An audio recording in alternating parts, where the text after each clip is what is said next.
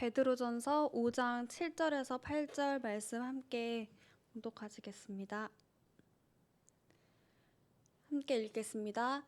너희 염려를 다 주께 맡기라. 이는 그가 너희를 돌보심이라. 근신하라 깨어라. 너희 대적 마귀가 우는 사자같이 두루다니며 삼킬 자를 찾나니. 오늘 말씀을 통해서 여러분에게 위로와 힘이 되는 시간이길 기도합니다. 베드로전서 말씀을 함께 읽었습니다. 본서는 베드로가 바울의 동역자 중 하나인 베드로전서 5장 끝에 보면 실루아노를 통해서 보낸 편지입니다. 실루아노는 이제 신라죠.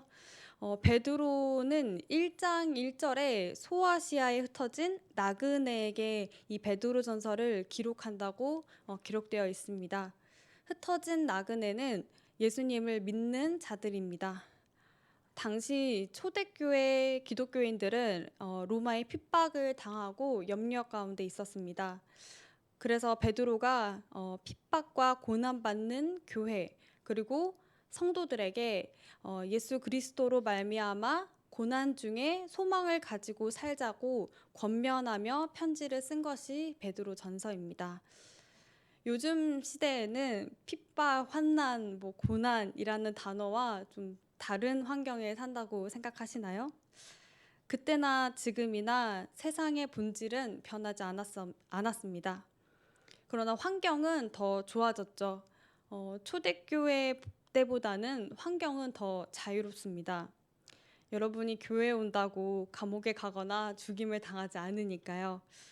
환경이 더 자유로워졌기 때문에 너무 잘 먹고 잘 살고 또 살만하니까 하나님을 안 찾는 더 두려워해야 하는 환경 속에 있지는 않으신가요? 오늘 말씀이 영적인 세계 그리고 영적 사실, 영적 존재 이 뭐죠? 변하지 않는 사실은 하나님이 영적 존재로 우리를 창조하셨다는 사실입니다. 오늘 이것을 먼저 살펴보려고 합니다. 영이신 하나님께서 영적 존재로 인간을 창조하셨습니다. 영이신 하나님과 소통하도록 함께하도록 임마누엘로 지으셨습니다. 하나님과의 관계를 위해서요. 하나님이 사랑하시기 때문에 창세기 1장 27절에는 하나님의 형상대로 사람을 창조하셨다고 기록되어 있습니다. 그리고 영적인 부분은 눈에 보이지 않습니다. 그러나 반드시 존재하고 있죠. 그리고 성경에서만 그 영적 존재에 대해서 이야기하고 있습니다.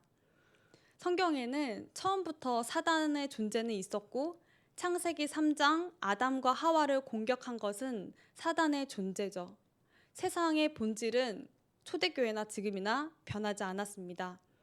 예배소서 2장 1절에서 6절을 함께 읽으려고 합니다. 1절 함께 읽겠습니다. 그는 허물과 죄로 죽었던 너희를 살리셨도다.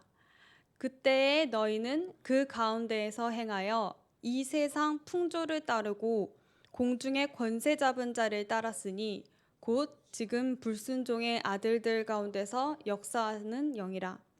전에도 우리도 다 그 가운데서 우리 육체의 욕심을 따라 지내며 육체와 마음에 원하는 것을 하여 다른 이들과 같이 본질상 진노의 자녀이었더니 긍휼이 풍성하신 하나님이 우리를 사랑하신 그 큰 사랑을 인하여 허물로 죽은 우리를 그리스도와 함께 살리셨고 너희는 은혜로 구원을 받은 것이라. 5절까지 읽겠습니다. 이 땅에서의 환난, 핍박, 고난은 여전히 있죠. 그래서 우리는 염려라는 것을 가지고 또한 삽니다. 아담이 죄를 지었죠. 그러나 아담을 속인 것은 사단이라는 존재입니다. 그 사단이 가지고 있는 무기 중 가장 큰 것, 그 통로가 바로 오늘 염려라는 것입니다. 사단이 우리를 공격하는데 염려로 공격합니다. 이 땅에서 시험거리, 문제거리, 가정에서, 직장에서, 교회에서 어디든 문제거리, 시험거리는 존재합니다. 그러나 그 염려라는 통로를 통해 공격하는 사단의 존재라는 게 반드시 있다는 겁니다. 오늘 우리가 함께 읽었던 베드로전서 5장 7절에는 이렇게 기록하고 있습니다. 너희 염려를 다 주께 맡기라. 이는 그가 너희를 돌보심이라. 성경에 보니까 조금만 주께 맡기는 게 아니고 내 염려거리를 다 주께 맡기라고 기록되어 있습니다. 그럼 염려가 뭘까요? 염려는 단어상 나누다라는 의미가 있습니다. 염려하지 말라는 것은 뭐죠? 그럼 마음을 나누지 말라는 것입니다. 어떤 마음의 염려인지 마태복음 6장 25절에서 34절을 함께 읽으려고 합니다. 25절 함께 읽겠습니다. 그러므로 내가 너희에게 이르노니 목숨을 위하여 무엇을 먹을까, 무엇을 마실까, 몸을 위하여 무엇을 입을까 염려하지 말라. 목숨이 음식보다 중하지 아니하며 몸의 의복이 중하지 아니하냐.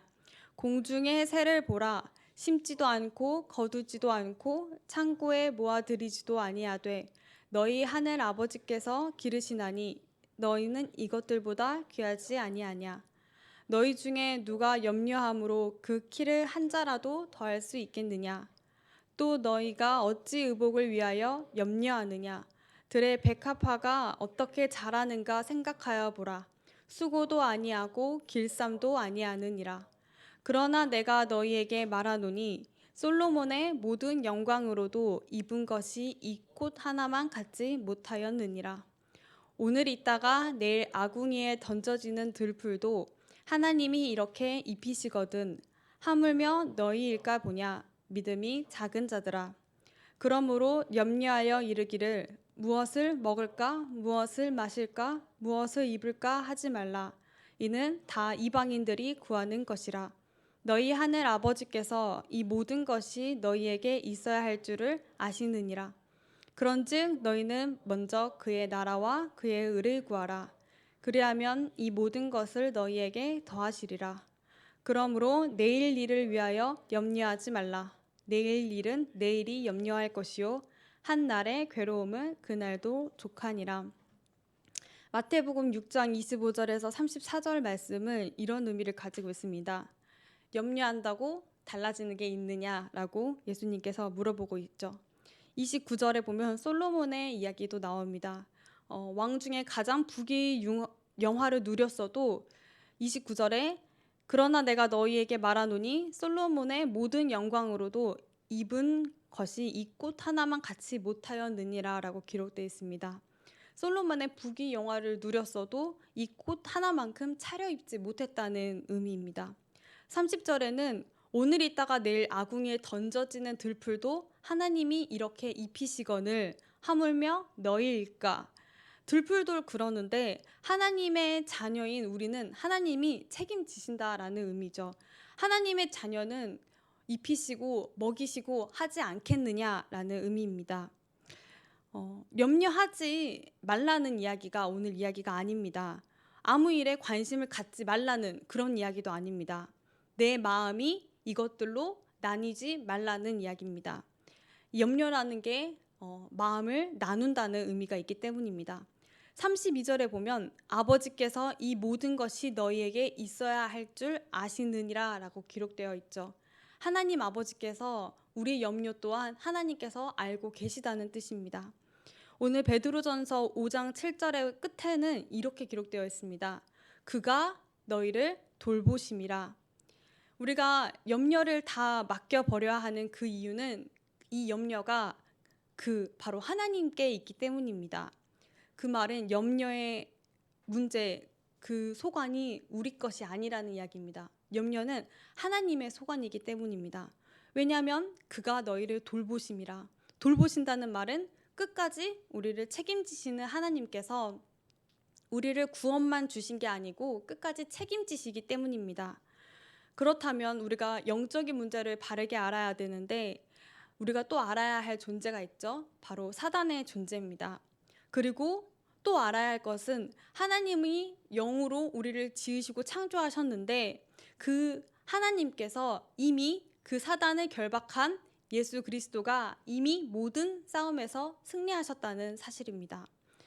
그런데 우리는 왜 계속 염려를 통해서 그 공격을 통해서 사단의 공격을 계속 받고 계속 싸우고 왜 염려라는 통로를 통해 공격을 받고 하고 있죠?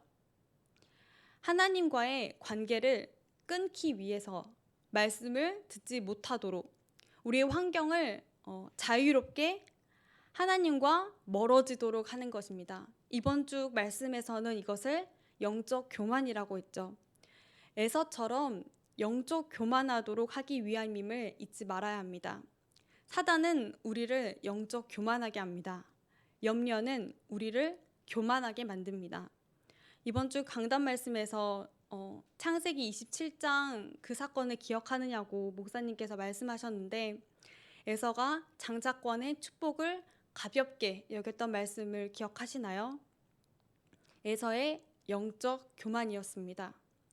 난 잘생기고 난 잘나고 사냥도 잘하는 에서에게 영적인 눈이 어두워져서 그 축복을 알지 못했습니다. 오늘 성경에는 마귀는 우는 사자처럼 두루다니며 삼킬 자를 찾고 있다고 합니다. 염려라는 통로를 막으면 사단 마귀는 들어오지 못해요. 사단은 염려를 통해서 우리를 넘어뜨리려고 합니다. 그때 베드로가 또 이야기합니다. 근신하라, 깨어라. 이 말은 정신 차리고 깨어 있어라 라는 의미입니다. 베드로가 자신의 경험을 이야기하며 이 정신 차리고 깨어 있으라고 합니다. 베드로가 이 베드로전서를 쓰기 한참 전에 예수님께서 십자가 사건을 앞두고 제자들과 함께 예수님이 겟세마네 동산에서 기도하셨죠. 그때 예수님께서 제자들을 보고 나를 위해 기도해 달라고 하셨습니다.